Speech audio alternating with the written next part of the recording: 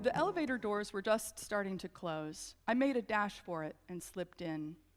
I nodded a greeting to the woman already in the elevator and pushed the button for my floor. When the doors opened, the other passenger turned right toward the even-numbered rooms, and I went left to the odd-numbered rooms. I reached for the key card in my pocket and realized I didn't have it, only the credit card I'd used in the coffee shop. "Tessa," I whispered through the door, hoping not to wake up the entire hall. "Tessa!" No answer. I knocked a little bit. No answer. I pounded a little louder. "Tessa!" I was half shouting now. I didn't want to stand in the hall for hours while Tessa slept. The door was ripped open, but instead of the irritated yet groggy Tessa I expected to see, Miles stared out at me. "Miles!" I shrieked. "Miles, what are you doing in my room?" He looked small and pale with just a sheer scarf wrapped around his waist. I tried not to look down, not wanting to see any more of Miles than absolutely necessary. "Look, this isn't your room, okay? It's Sandra's. I didn't want to go back to my house where my roommates party all night.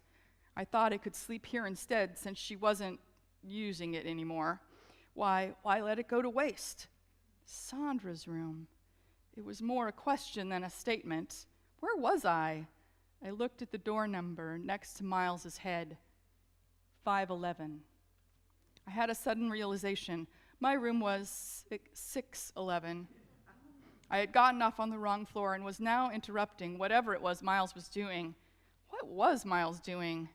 I peered over his shoulder and saw a mortified-looking Minnie, who's another beadmaker, sitting up in bed with only a sheet covering her, staring back at me like a deer caught in the headlights. "Well, I guess I'll be going. Sorry to have interrupted. Sorry to have startled you. Really sorry. It was an honest mistake. All these hallways look alike." "Crap, Miles, haven't you ever heard of a peephole? I swear," Minnie hissed. I didn't hear the rest of the rant as the door clicked shut. I slunk away. 3 minutes later, I was at room 611, banging on the door and yelling at Tessa to let me in. When she finally opened the door, I nearly knocked her in the forehead. You are never going to guess what is happening exactly one floor below us. So, Jax decides she has to go and investigate what's happening in Sandra's room because there could be clues. But she's racing against the clock because the police need to come and seal the room because it could be a crime scene. Although after Miles and Minnie were in there, who knows?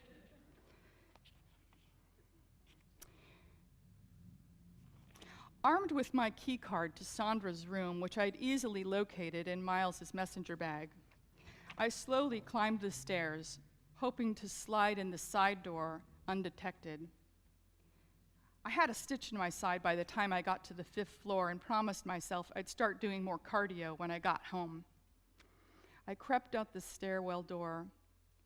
Several room doors were open and a yellow housekeeping cart was at my end of the hall. A Spanish-language radio station was playing and the vacuum roared in lucky number 513, nearest the stairway. I needed to pass by that room to get to 511. This wasn't going to be easy. Just like Wile E. Coyote carrying around a bush as his own personal camouflage while stalking the roadrunner, I was going to use the maid's cart and roll it along past the door where the housekeeper was hoovering. She probably was so far inside the room she wouldn't see the towel cart rolling by as if guided by mysterious forces.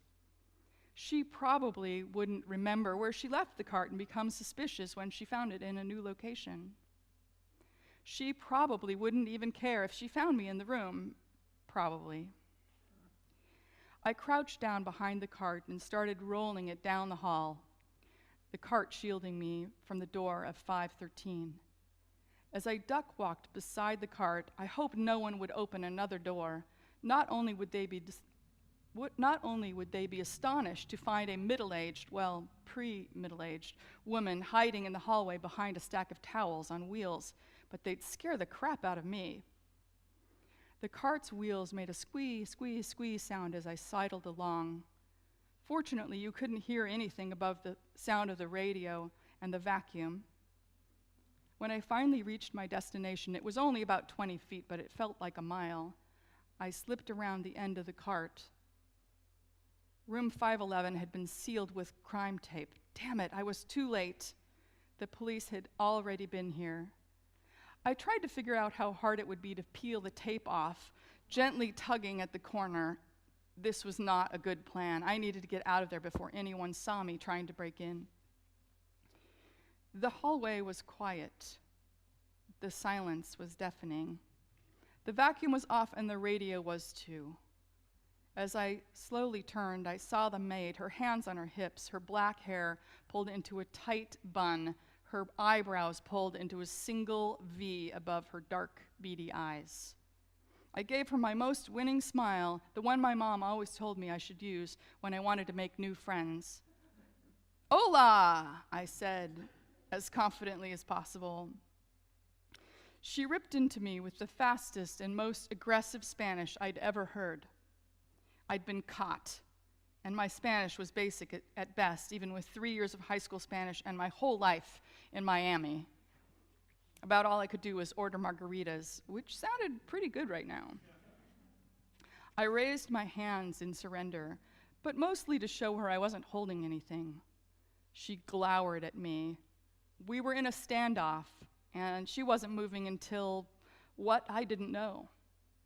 Lowering my hands, I pulled Miles's key card out of my pocket. "See, I'm okay. I'm a guest at this hotel. Here's my key."